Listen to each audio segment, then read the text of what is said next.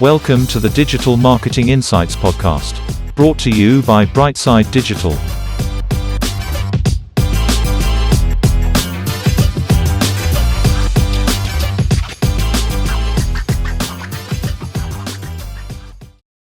Hi everyone, welcome to the show.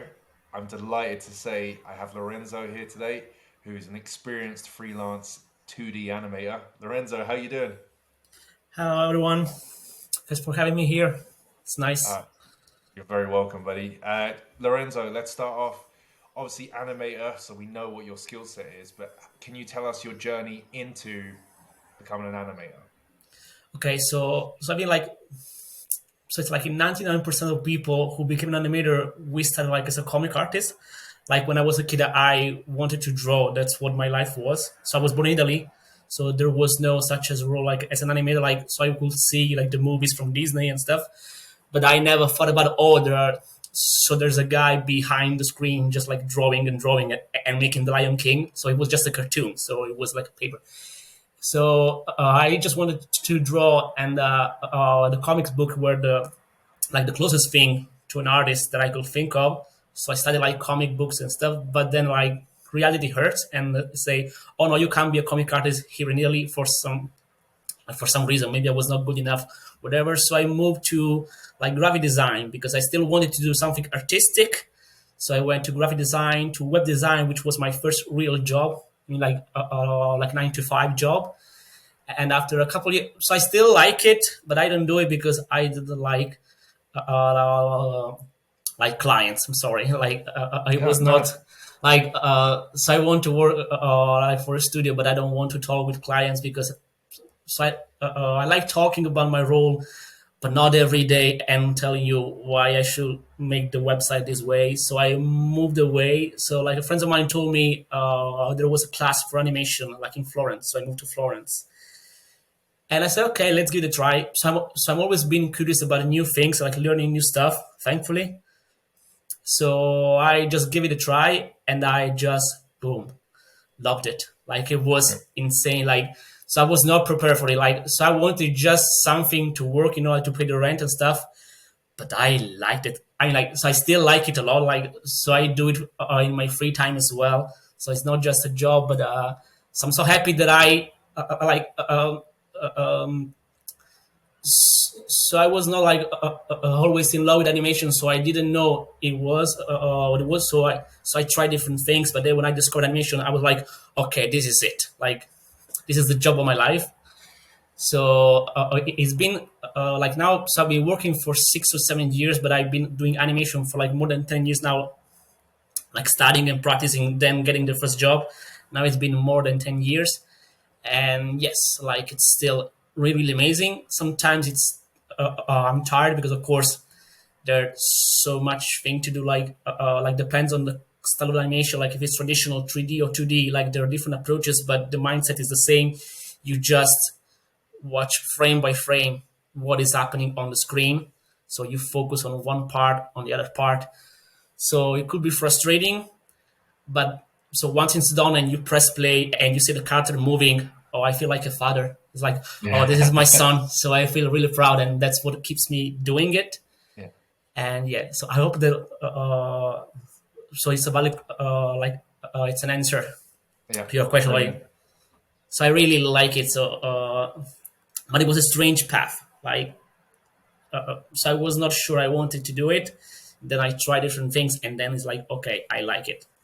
So, like looking at some of your career to date, you've obviously done work with Rick and Morty. You did the DC superhero girls. Like these are big programs, like Netflix based, or some of the biggest platforms out there. Obviously, there's a certain level of quality and stuff.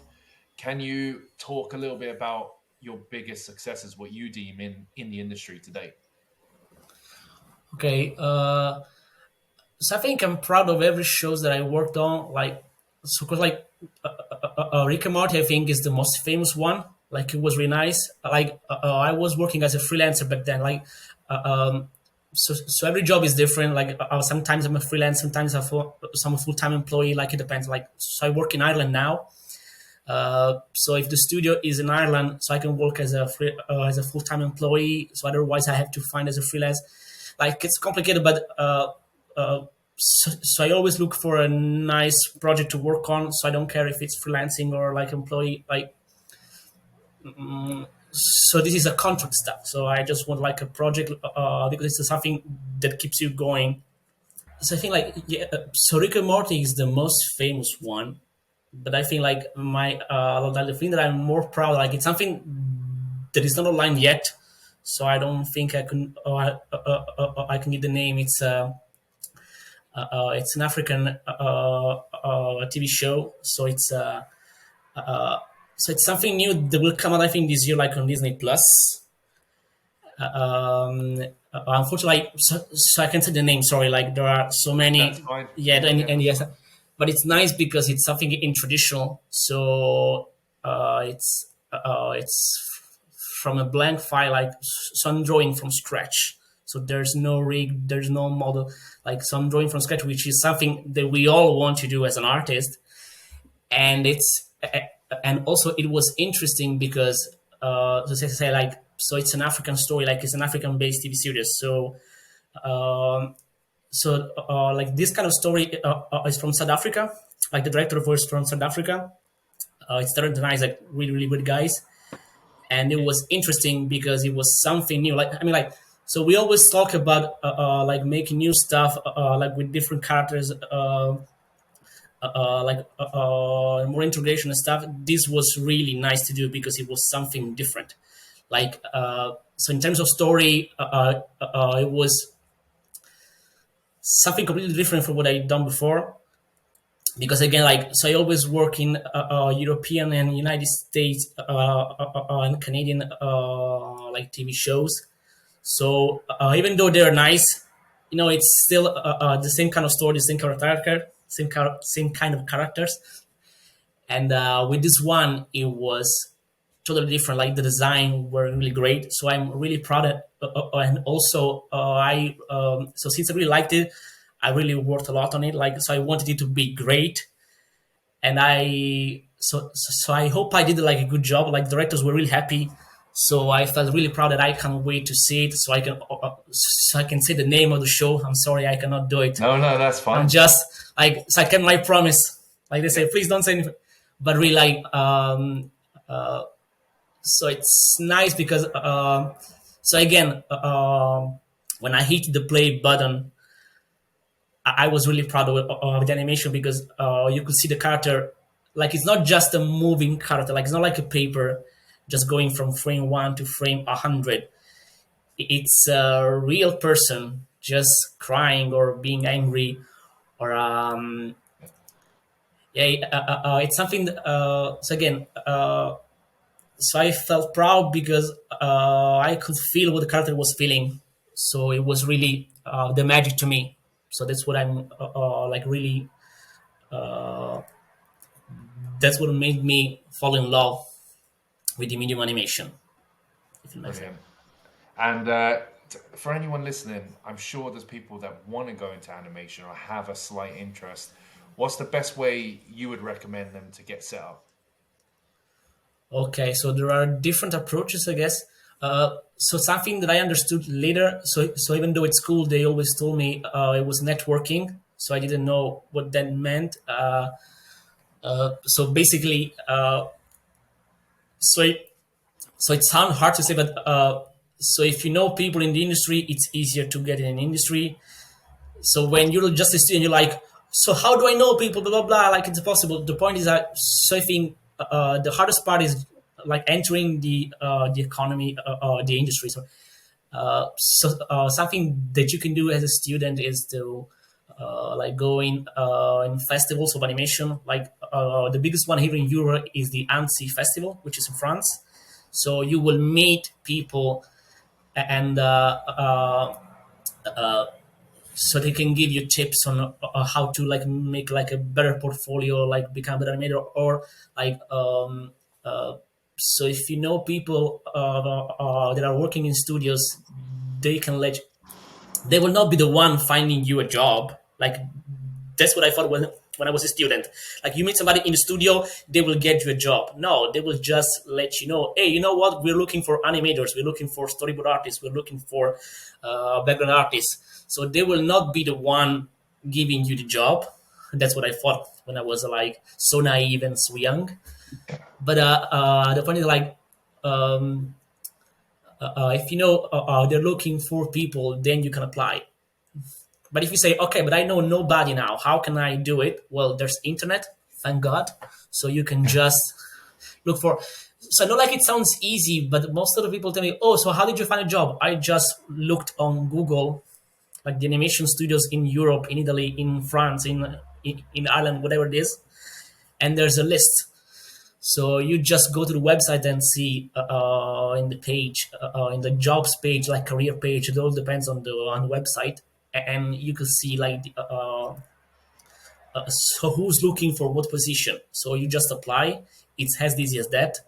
The point is, so of course, you need to be able to do the job in order to get a job. So of course, if you can't land a job now, don't just like get discouraged. Just keep working on yourself, keep working on your portfolio, because so if you didn't get a job, it doesn't mean that you're not good enough. Like there are so many reasons why you didn't get a job. Like maybe they already found somebody which is already like in the city, that there's a studio. So you have to move from Italy to Ireland. Oh no, we already have like some guy in Ireland, so they will take the job. It's okay. But still, so even if you're not good enough now, you will be in future. Just keep on working and working and working, and you'll find like, so if you like it, you will do it. So don't worry about it. And in terms of softwares and computers, because obviously you need probably a higher processing power on your computer compared to other computers, what would you recommend there in those areas? Okay, so I took like it's a gaming laptop.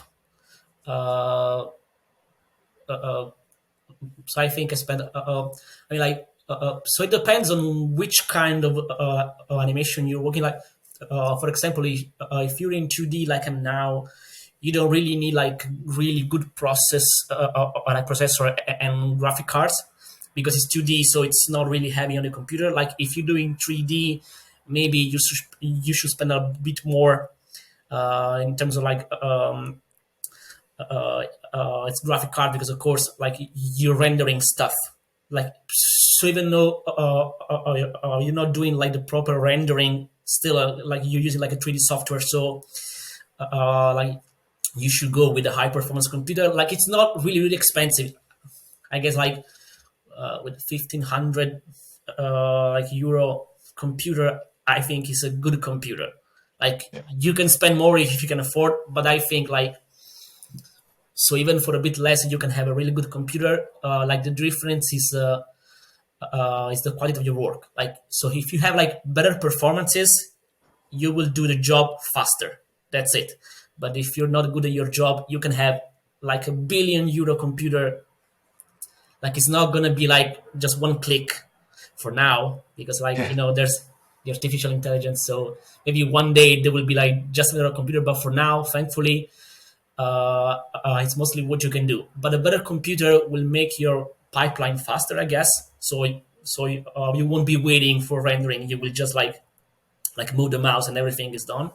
And in terms of software, again, like so like for now there are like so different software for animation that each studio uses, and like the most famous one are Two Harmony, Adobe Animate, and tvpaint Animation Pro. Like in 2D, those are the ones that I've been using the most. Like my favorite one is tvpaint, but just because so it's more for a traditional approach. So you're drawing from scratch, while the other two are more like a puppet animation. You already have like a puppet, so you move it. Still, it's nice. Still, I enjoy it, but it's a more modern approach rather than the golden age Disney one. They were like drawing on paper. So TV Paint, it's kind of like this, But I can never stress enough. When I talk to people, they ask, "Oh, so which software should I use to do animation?" I don't believe in software. I mean, I like a lot of software. So I enjoy learning new stuff, but I believe your technique is more important than the software, because so if you go to Disney, which is I think like Disney Pixar, they are the biggest one in the industry right now, maybe for like the rest of our lifetime. But still, they have their own software. You can't have that software unless you work in Disney Pixar. So even though you know all the softwares of the world, when you go to Disney Pixar, you will have to learn a new software because they have their own. So like people saying, "Oh no, I will choose like this software rather than this one because more people use this one." So I think the important thing is to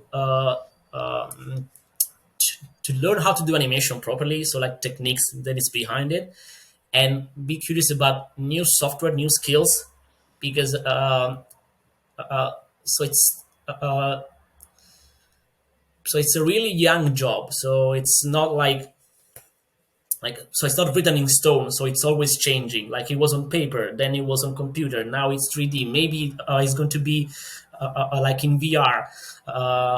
Maybe there's going to be a mix between human and computers. So it's always changing. So I don't want to be too much focused on software. So I prefer like technique. But again, so that said, so I have my personal software, my favorite software, which is tvpaint. But again, like it's not that you need to do this. It's just a preference. Like so, when I do something for myself, like a personal project, so I'm using tvpaint. But if I need to do something different, so it's easier to use animate. So I will use animate for that part. So I'm not stuck with one software. I kinda like move between softwares. Like if I need to have this, oh, it's easier to do this with tvpaint, so I will do with tvpaint. Oh, but for this part, I will need something like this, so I will use Maya because it's 3D. Maybe like it's a camera like moving around the space, so you're using the 3D software. So yeah, so these are the kind of software. There is Blender, which is like an open source. Like I never tried yet, but I will do like in next month, because again, it's nice to see new softwares being developed. So you learn new techniques and maybe new tools which will make your pipeline better. But yeah, so I will recommend to try different softwares Yeah, because makes perfect sense. yeah. And looking at yourself for a second, where do you find new knowledge or information? Where's your go-to sources to upskill? Okay. Different sources, like some maybe old school. I still like reading books of animation. Just I know, like, so there's internet, I know, but I really enjoy like when I'm in bed, like so I'm reading about the great people in the old times, how they did it. A really nice book is Acting for Animators by Ed Hooks. I guess I'm really bad with names. Sorry. Yeah. And again, like, so it's a book like so he's an animator, so he's an acting teacher that is teaching how to analyze the acting choices, but for animation. So it's not just the technique like behind animation, but how, because so I'm an animator, so the closest thing to my job could be the actor, because I'm choosing how my characters will perform. Like it's not me doing it, like so I'm just drawing, but my character will perform the way I believe it's more natural. So I need to study how real actors do stuff. So that's why there's a YouTube page which is Spangella, and it's interesting because like so he's an animator, like a really good animator from Industrial Light and Magic, I guess. Like so now I don't remember where he's working, but he really knows a lot of stuff, and he analyzes like both 3D animations because he's more in 3D, but he also analyzes the acting from real life movies. So like real actors, how they they perform. Okay, so they want to be sad, so they're doing this expression because blah blah blah. So it's interesting, not just like staying focused on your job, but seeing other kind of jobs which are like similar to yours. So you're learning. Like if you just focus on what you do, okay, you will be really great at like and moving this piece. But if you know how other people do similar things, you can take from those and then have like a better workflow in your like you will get like it's a more 360 degrees experience, I guess. So I don't just focus on animation, I just try to learn other things, then I put them into my workflow as an animator. And yeah, so it's books and tutorials. There are many schools, like online schools, so I never tried them, so I know they're nice. So I went to a physical school in Florence, uh, so I never felt the urge to like study more in terms of that. Yeah. But I'm pretty sure like so if I have time, like one day to have like a 3 months like full day like classes, I think I will try because I'm pretty sure we always have to learn more. So I'm pretty sure there are so No, many things that I still don't know. But yeah, no, and that's that's it. We're all learning. In terms of the digital industry as a whole, is there anything that catches your attention that might be happening in the future? You mentioned AI earlier, but is there anything that you're really looking into? okay. So yeah, so apart from the AI, which by the way, I'm not sure if I may be frightened or just like curious about it. Yeah, I think like it's a really tough topic now, like especially for the art. But I think something that is really nice that I want to like see and try more. It's the VR and like so it's virtual reality and also the augmented reality, because like it's still like so we're used now to see movies. It's on the screen. Okay, so it may be 3D. Like for example, I saw Avatar in 3D, so you see it was a nice experience. But I'm so curious to see like more movies like in the VR. So you are in the set. You can just choose what to see and what not to see.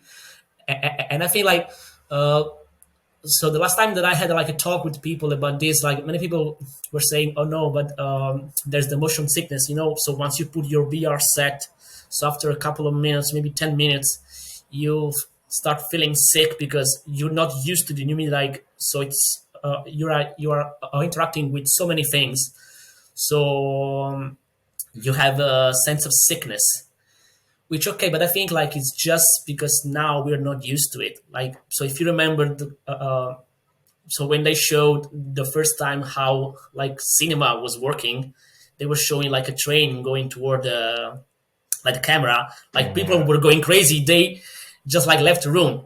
yeah, They never stopped making movies because oh no, people are afraid of trains coming towards you. They will get used to it, so they will not be scared anymore. So if they see somebody uh, like a murderer coming towards you in the camera, you won't believe that like it's going to kill you. So it's just a matter of time. So I really look forward for like more integration with VR. Which by the way, like there are so many like cool projects about this, but I think most of them are shorts because of course we need to get used to them. But yeah, I'm really interested like in this kind of aspect.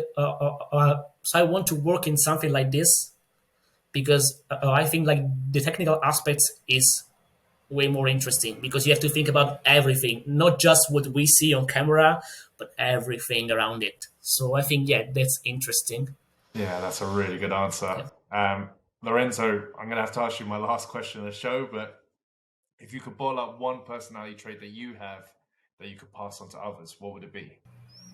Okay. So I'm really so I'm really focused on details. Like so I really so since I really enjoy animation, I want it to be like the most perfect animation. So I always pay attention to details. Maybe too much. Sometimes say that I'm too picky. But again, like so it comes from love. Like, so I do it for love. So I always like people. So when I see people that like me, they really like what they're doing. So they're trying their best to do it. So so when I'm working on personal project, I tend to look for people that really wanted to make like a good shorts. So so we really like, so we're not doing this just because it's a job. We're doing this because I like it. Again, so I changed my career. Like, so I wanted to be like a comic artist and a web designer, blah blah. Then I went to animation because I really like it. So it's not just a job for me. I really want it to be really really great. So yeah, I would say like my obsession for details for like a good result, because I think so. Even though like while you're doing it, like you may be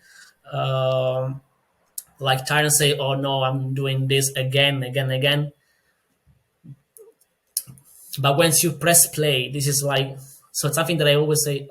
So when you see that it's coming alive, so I don't know, like if it's obsession, if it's passion, I will let the other people decide. So if I'm just like slave of the details, or just that I really enjoy the process. But yeah, I think really paying attention to what you're doing, it's worth it, because like you see the difference. So I believe that's why. So I was happy about my animations. My directors were happy about my animations because they saw, oh, I like these nice details. Like it's like maybe not everybody will see it. Like, so if you're an animator, you will catch it. Like if you're not an animator, you will just like the animations. You don't know why you liked it. I know because I'm working in this, so I did it on purpose. Yeah. You just say, oh no, this feels natural. You don't know why. Like, because like the hand was like doing this arc rather than this arc. So it's a nice detail that will add to the characters. So I think it was really useful to me being picky like this, and I'm pretty sure like it can be useful to everybody. Love it. Hopefully, I hope. Yeah, I'm no, not that's sure. brilliant. That's brilliant. Lorenzo, obviously, you're massively talented, and I can imagine a lot of people reaching out to you at the end of this show, maybe for some freelance animator work. But how can they get in touch with you if they did want to reach out to you for anything? Yeah, sure. I think the easiest way, which is what you did actually, like, is by LinkedIn. I really like my LinkedIn page, because again, like, so there's so much detail, so I can just put details on my role and stuff. Yeah, so my LinkedIn page, like Lorenzo Sabia, it's I think it's the easiest way to reach me, because like my email is lorenzosabia1@gmail.com. So I check them both. It's very often. So if you want to contact me, like, feel free to pop up a message. Yeah, I'll So tag I'll you be as happy well. about it. So that's brilliant. Lorenzo, thanks so much for being on the show, and thanks everyone Thank for you. watching and listening. Thank you. Bye.